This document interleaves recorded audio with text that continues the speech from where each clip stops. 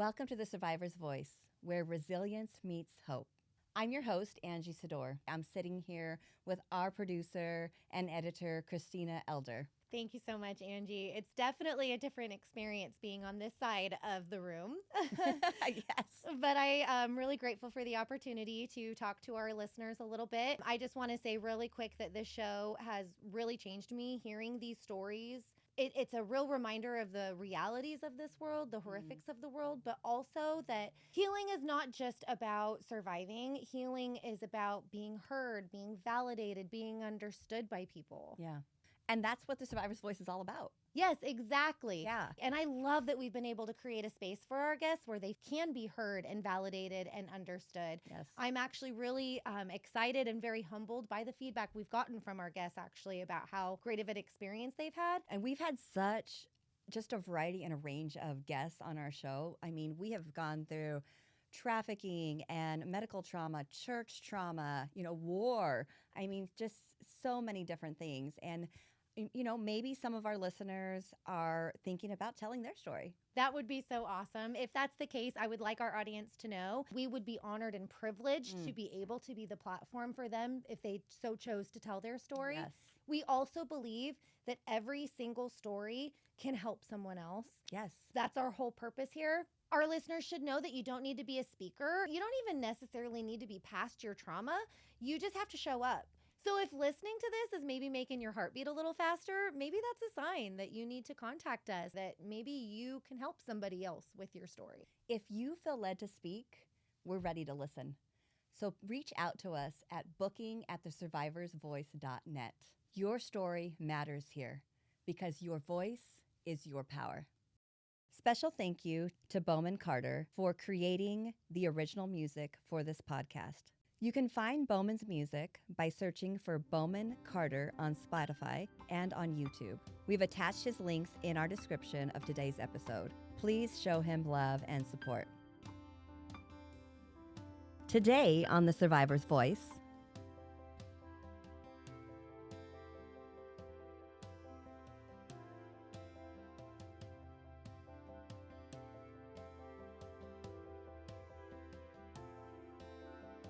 the content shared on the Survivor's Voice podcast is intended to be informative and inspirational. We are not licensed therapists, counselors, or medical professionals. The views expressed are based on personal experiences and should not be considered professional advice. If you are in need of mental health support, please consult a licensed professional.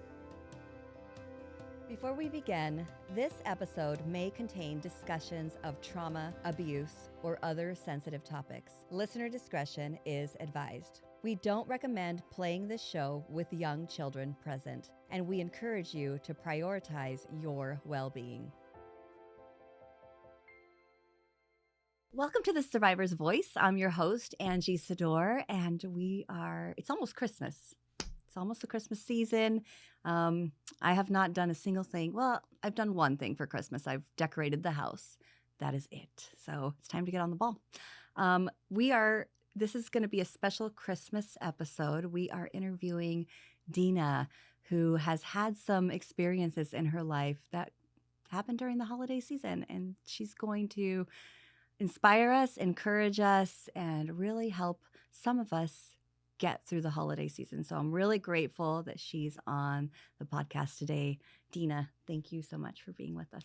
Yeah, thanks for having me. I hope that my story will just remind people that when they're going through, they're never alone.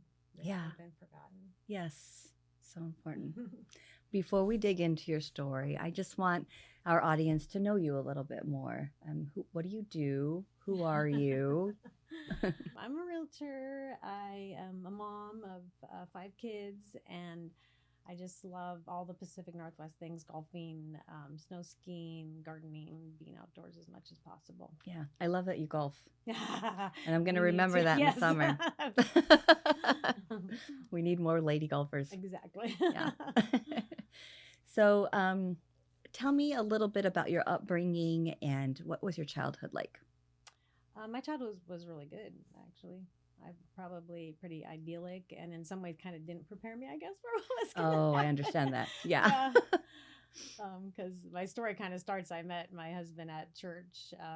because I was kind of raised every time the doors open, you're there. And he was really coming from that same background. And he wanted to, was talking about being in ministry someday. And we actually ended up becoming the youth leaders at our church. And, things were just going along and looking really good. But right after we married, I noticed he started talking. He used to kind of embarrass me because he would tell people, I'm going to be a millionaire before I'm 30. And it's kind of off-putting to me. And I know I could see that. Yeah. I remember when he told my dad, and I just wanted to just, sink under the carpeting, because I know my dad was just like, what?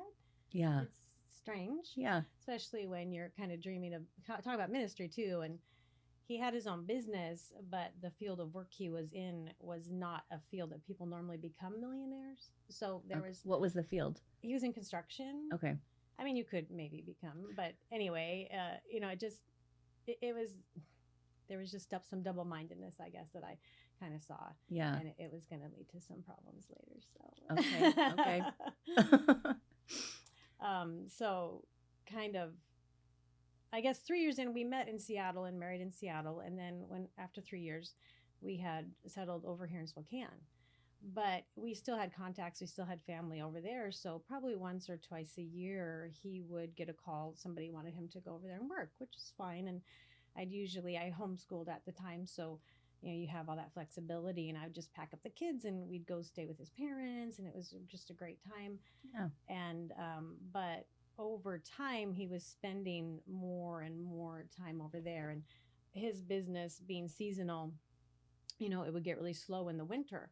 So we had bought a franchise that was retail based. So and I was kind of the head of that. So we did it year round, but in the winter it would be in the green, we'd be making money. Yes. When he would really slow down. And about 11 years into our marriage, he had decided, no, I think it was 10 years, he decided to open a branch also over in Seattle. And that's when things really took a turn for the worst, because I had told him, like, that is just a terrible idea. Yeah. And I remember his cousin telling him, you're going to destroy your marriage. You're never going to be home.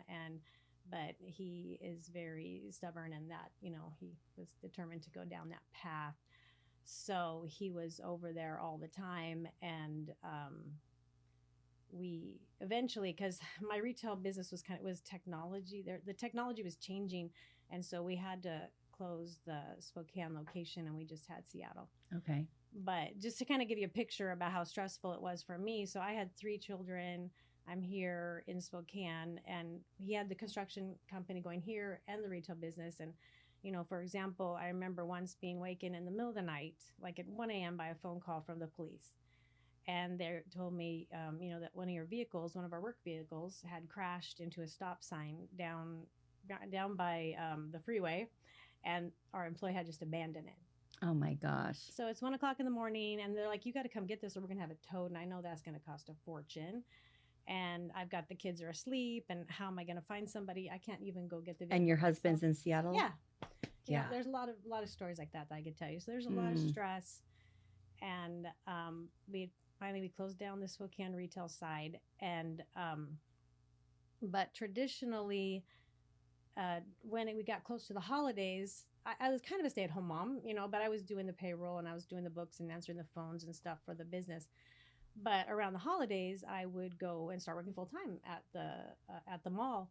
And so the holidays are coming, and I, packed the kids up in the car and in our minivan, and headed over to Seattle to stay at his family's. And I was talking to him about, like, when do you want me to be at the mall? What's the schedule? I was kind of making a strategy. And he said, you don't need to come. And I was like, well, I know I don't need to come, but this is what we do. This is our business. This is how we make money, because we'll save on payroll, and I'll be there doing the work, and you make more money when the owner's on site, and making sure the money actually makes it to the till, because it was kind of cash-based business. And he's like, no, you don't need to come. And I was like, huh. He's like, no, I don't want you to come. Oh. And that was like, Yeah. But I was like, I was so stressed at the time and overwhelmed. I was kind of like, fine, I'll go back to Spokane. Life is easy there in a way. I'm seeing the kids. I love being a mom and spending that time with them. But in the morning, I was having breakfast with his mom, and I was telling her we're getting ready to go back to Spokane, and she's like, well, what? Why are you going back? And I said, well, he told me he doesn't want me here. And she's like, we need to talk. Oh, no. You know, he's just, something's wrong. He's been acting weird. And I thought when he was in Seattle that he stayed at his mom's and dad's all the time. Yeah. But things were disclosed during that conversation. And her and I started comparing notes. And yeah, he wasn't staying there, and they didn't know where he was. And it's just not even that. It's just he wasn't talking to them, and his behavior was so off. And she said, you know, you need to find out what's going on. Mm. So I said, all right, let's do this. Let's put on our detective hat.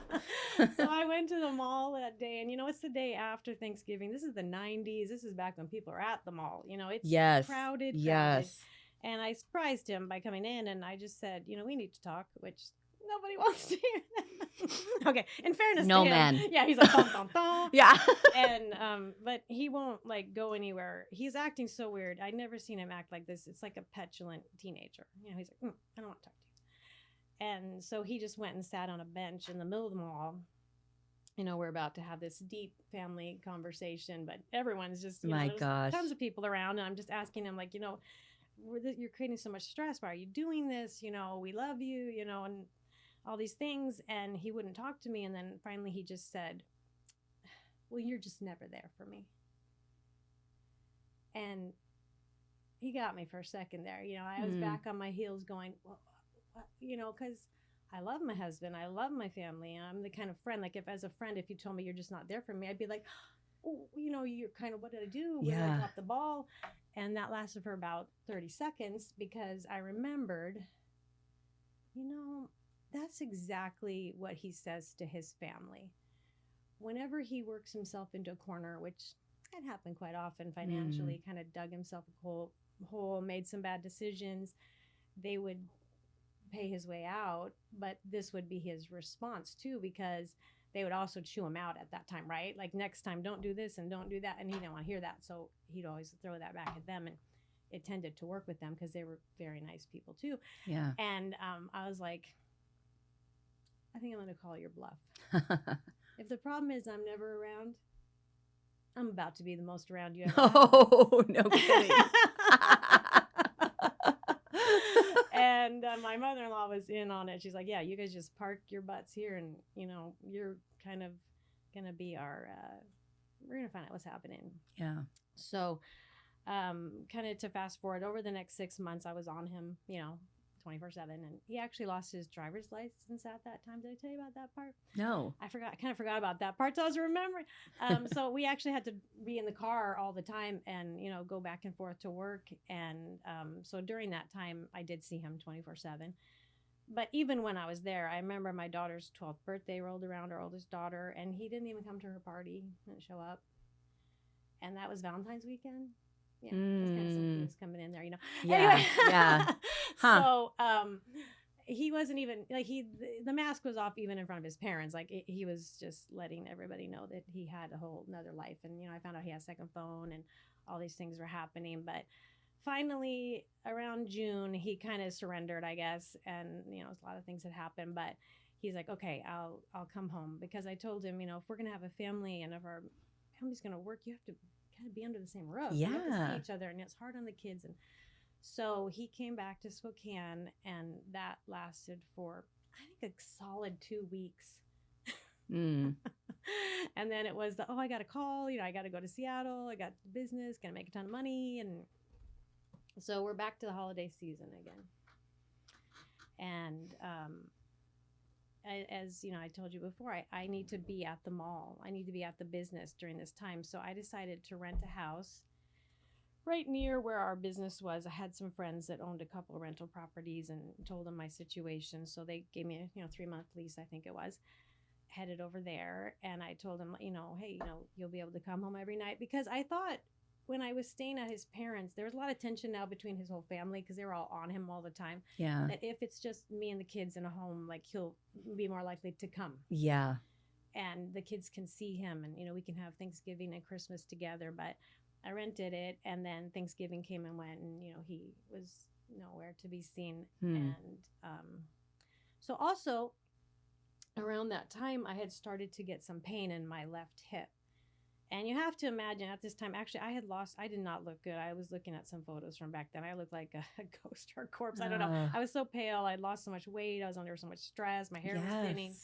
And I was starting to have this pain in my hip. And, but my personal health was not number one on my mind. I was thinking about the kids, trying to have them, their life, hold their little lives together and keep them happy and stuff. And I was talking to a friend about it, and she said, well, could you be pregnant? I'm like, I mean, my husband and I have not even been under the same roof since June, and, and I've been pregnant before.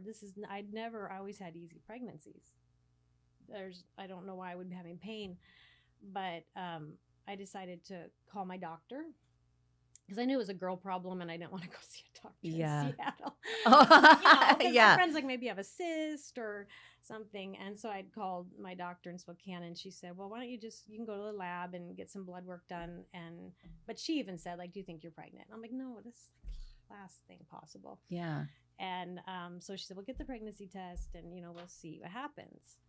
So I was at the little rental house and I'll never forget the bathroom because it was very tiny. And God. I was standing there when the phone rang and I answered. And the gal from the lab said, yeah, we got your results back and you're pregnant. And the room started spinning and I grabbed the counter of the bathroom. And then she lands another bomb. She's like, oh, and you have an STD. And now I'm about to pass out. I can't breathe and I fall down. But luckily, because of the size of the bathroom, I hit the toilet. Oh my God. I hit the floor. I'm on the toilet going, well, you can't just, you got to warn somebody, tell me to sit down, tell me to. Yeah. Yeah. And she's just all matter of fact. She's like, we need to get this medication. You need to have, you give it to your husband and he needs to give it to his sexual partners. And all these things are happening in my mind. And I am not from this. That's a lot. It's a lot. Oh my it's a God. lot to take in. And I said, ma'am, I'm like, you don't know. I have never been intimate with anyone but my husband. If I have an STD, you just told me there's a lot happening. Oh my God. And actually, when I did tell him about the STD, he did tell me I got it from a toilet seat. I'm not joking. Oh, wow. It was a lot of wow. Wow. It was a lot of wow. And, so the house that we're renting, it was unfurnished. I mean, you have to kind of set the scene where we're staying at this time.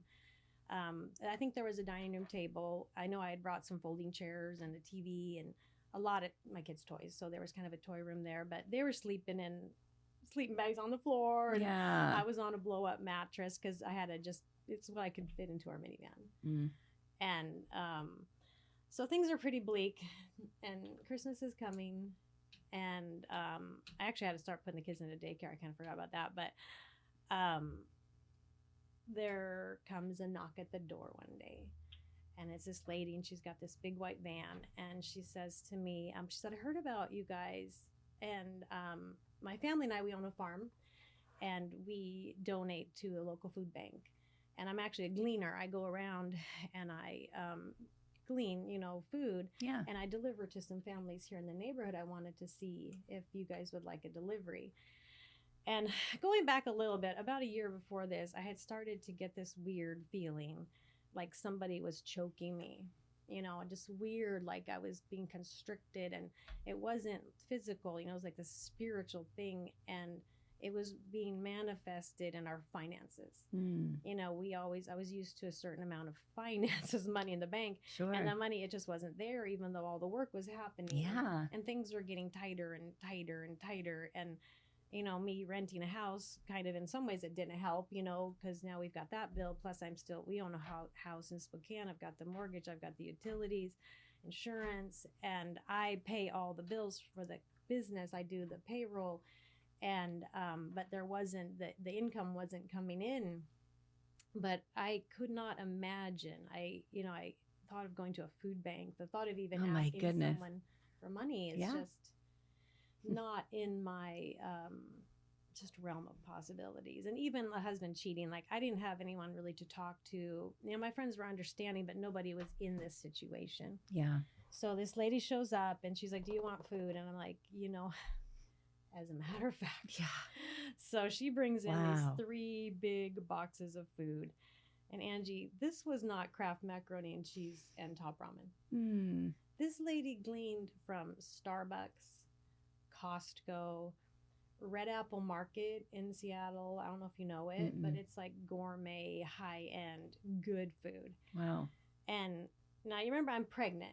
I don't know if I told you that much. Wow. I had been craving though. You get your pregnancy cravings.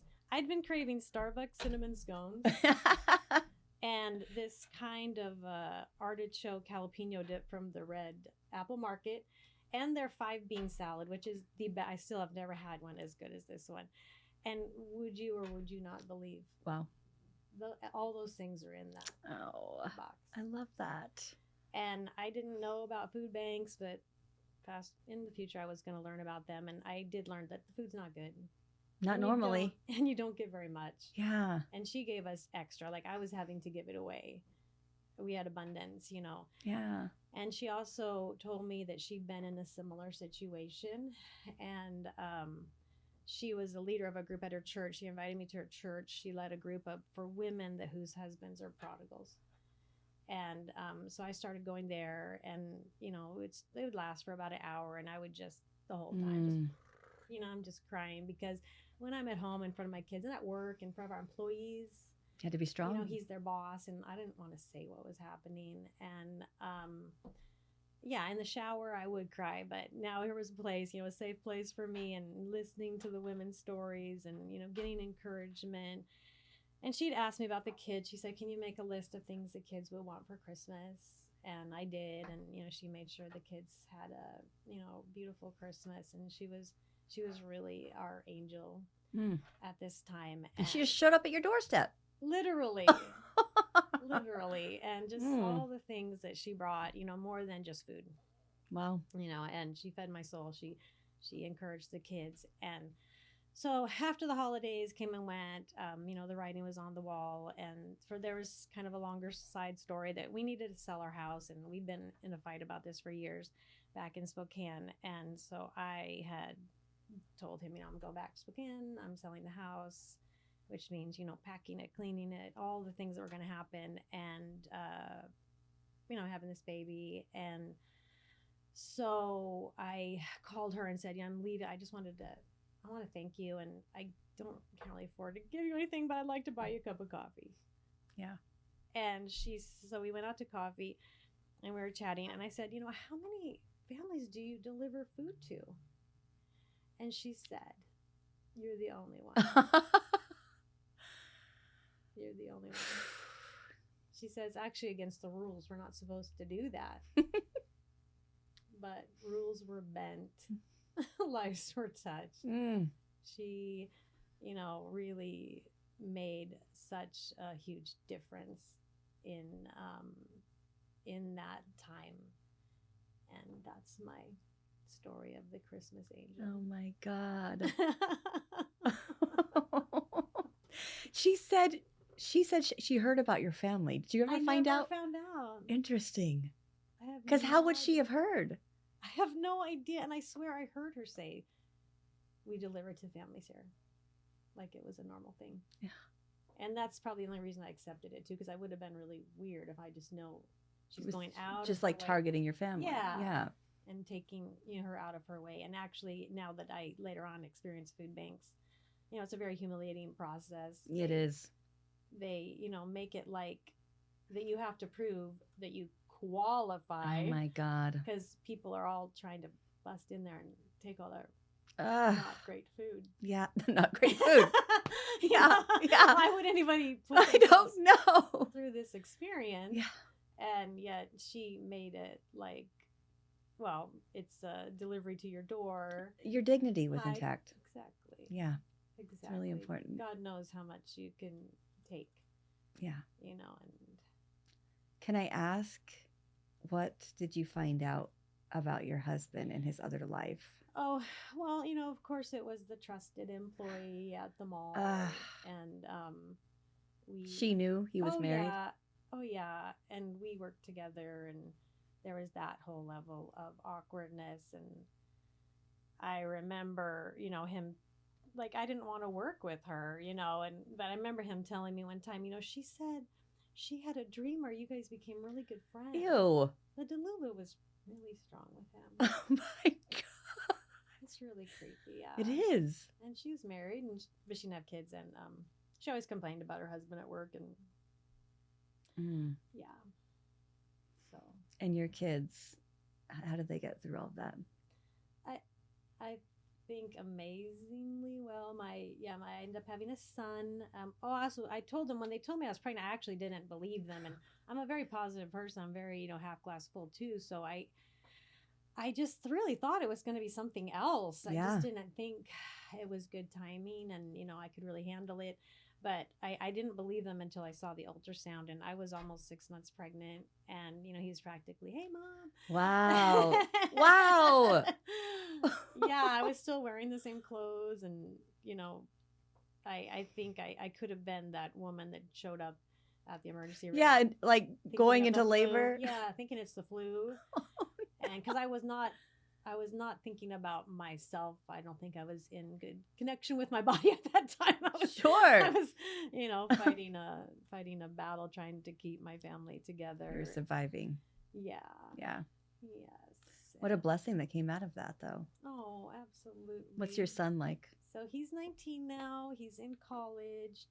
He's studying to be an aerospace engineer, which, it's not rocket scientist, but kind of is. Yeah, yeah. I saw a t-shirt that said, "It's not rocket science." Kind of is. I love that. Yeah, I mean, he's an amazing kid and one of a kind for sure, and just a huge blessing. And is your ex-husband still a part of their lives? No, he kind of opted out, and wow, he said it was humiliating to have to come visit his children. And his life has just gone from bad to worse, and I feel sorry. I do. I genuinely feel sorry for him. I feel sorry for his mom. I think the most of all. I saw this summer, I went to a family event and he was there, and I just saw her looking at him. I mean, she loves him so much. He is her, just baby and her treasure. And I just know I know how much he hurt me, but I see in her, like, she shared that same experience, the pain of having a child that's a prodigal. It just can't seem to, when they should turn right, they always turn left. And yeah. Oh my gosh. So I'm assuming that you have a new man in your life. I got a new man. That was kind of a surprise. And I was a single mom for about 11 years, and somehow found a man that was willing to take on a single mom and her 4 kids. And he was, empty nesting, and he's almost ready to retire now, but he's got to keep working a little bit longer because we have our son in college. Yeah. But he's been amazing. Just amazing. He's a good man. Oh, absolutely. Yeah. And he's the father of your kids. Sounds Yes. like, yeah. Yeah, he walked my youngest daughter down the aisle of her wedding last summer. And, I didn't know, as a single mom, I was really nervous about, introducing men to my children. Sure. I wasn't sure how that would work out. So I did want to wait till they're older. But when it finally did happen, it's just so sweet how, so my youngest daughter, she was 3 when her dad started acting weird. It was 5 when, everything was finalized. So she was right at that stage where you want to be daddy's little princess. Yes. And I saw that in her, and it was really hard on her. And it was just the cutest relationship she has with my husband. He'd never had a daughter. Oh. And she's a feisty little one. And I love that about her. And I love that he loved that about her too. Yes. And he nurtured that in her, but also was able to put his foot down more as the dad in some things. And that helped her steer her little ship right. And that's good. That's awesome. Yeah, he taught her and all my kids, like, how to change the oil in a car and, all the dad things. So. Yeah. That's fantastic. I love your story because it wasn't heavy. And it probably could have been. Like, we probably could have really gotten into the depth of, right? But I think we kind of need a little lightheartedness right now in this time. Because the holidays aren't easy for a lot of people, No. And so, Yeah, I think this episode's going to be really great Yeah. for this time. Yeah, I mean, I just want to remind people that God knows even those small things, you know. And when I saw that food specifically in the Wow. boxes, I'm like, really, God, Yeah. you know how He knows really the desires of our heart. And you know, I remember we were talking about glimmers, you know, those little glimmers that you can find along the way when things are hard. If you're looking for the glimmers Yes. instead of expecting like that next shoe to drop and you know what's next and Yeah. um Mm. yeah, I mean when I found out I was pregnant, I remember basically being curled up in a fetal position on that little blow up mattress that had a tiny leak and I would end up usually on the floor at some point. Yeah. I just remember just going, God, you know, this is just terrible Mm. timing. Are you Oh serious? my God. And he's just, you know, told me some things at that time and that have really come that I held on to in my heart and that have really turned out to be true. Mm. That God knows, you know. Yeah. Do you still keep in contact with that lady that brought you the food? I didn't, oddly enough. You know, this is before social media. I think if we'd had that, I might have stayed in touch with her more. But it was just a whirlwind, you know, coming back to Spokane. I had to pack up. We had a 4,000 square foot house. Oh my goodness. You know, and the kids and we had a list. We got it sold, but then I told them I'm not going to move till I have the baby, and you know, and then trying to find a new house and there was a lot. Had to put the kids in daycare and public school, and yeah, it was a whirlwind. Yeah. I lost track of a lot of people, and Yeah. unfortunately, I'm trying now, and I have been, you know, I actually one of my college roommates. We reconnected about 3 years ago. A bunch of us we got a big group text going now, but I had told her about it. She lives just right by that rental house. You know, Really? she passes by it every day. She knew exactly what house I was talking about, and her heart was broken. She's like, we were right there, you know. Oh my gosh. But because of kind of probably pride, you know, is hard. Well, I wasn't going to call everybody in my Rolodex. I have a problem. I have a problem. Right. It's so true. It's you know? yeah. When you're in those moments, you know, just like send somebody, Lord, because I don't know what to do. I don't know what to do. And she felt bad because, you know, I know her and her husband, they would have done something, but God knows, and He does send the right person, and what I really needed at that moment. What did you learn through all of that? Because I feel like there's always these lessons in life, right? Like, what did you glean from going through that experience? That's a good point. I think I had to learn, and that song came out later. You know, Jesus Take the Wheel, and I definitely was, you know, a kind of person. I try to.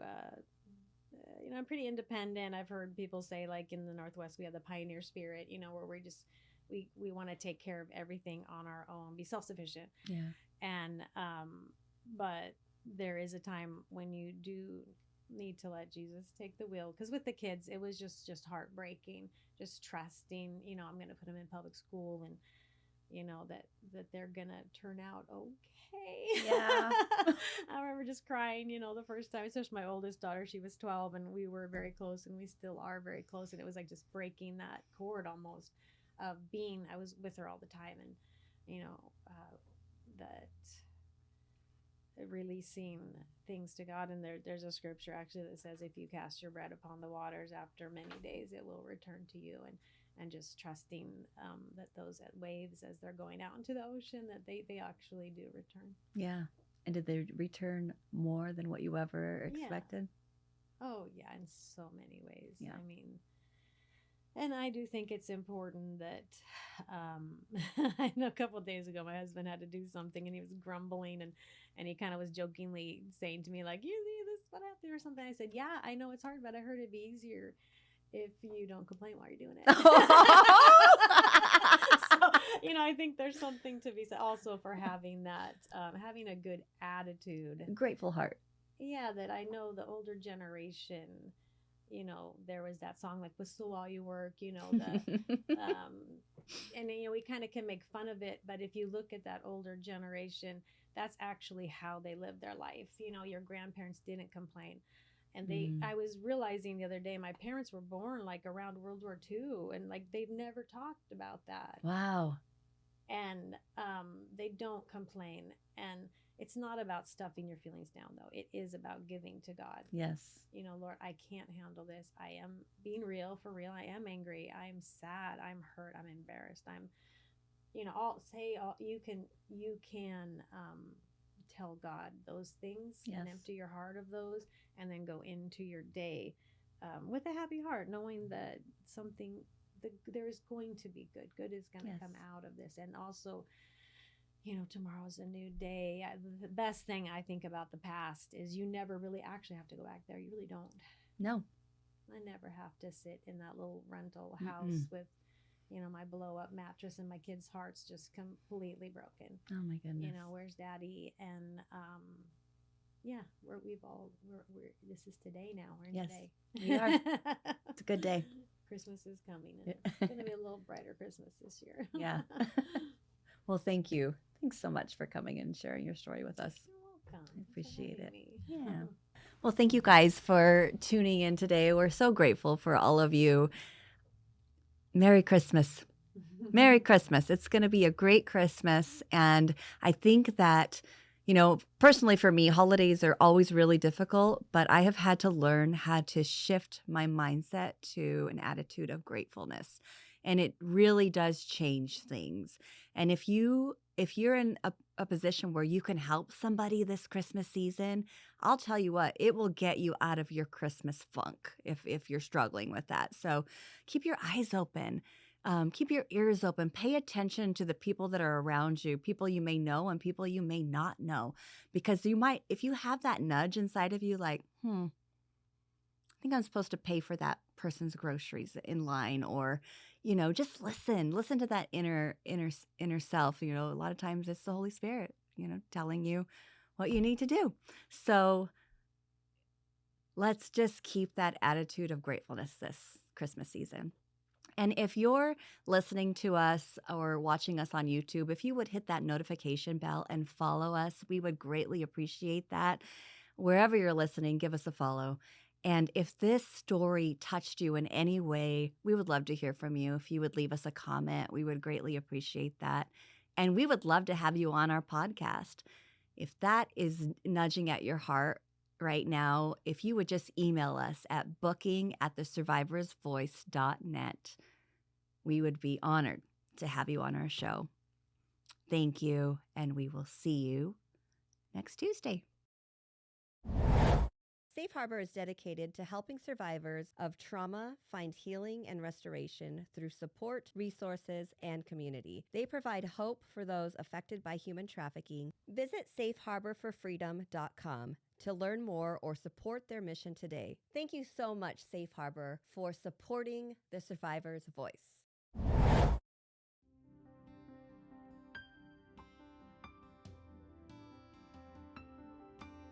Next week on The Survivor's Voice. My mom had men kind of coming and going. Every family's like this, right? I only have one little scar left on my hand. I put my hand out to stop. And that's when my mom, I was 18, she forced me to have an abortion.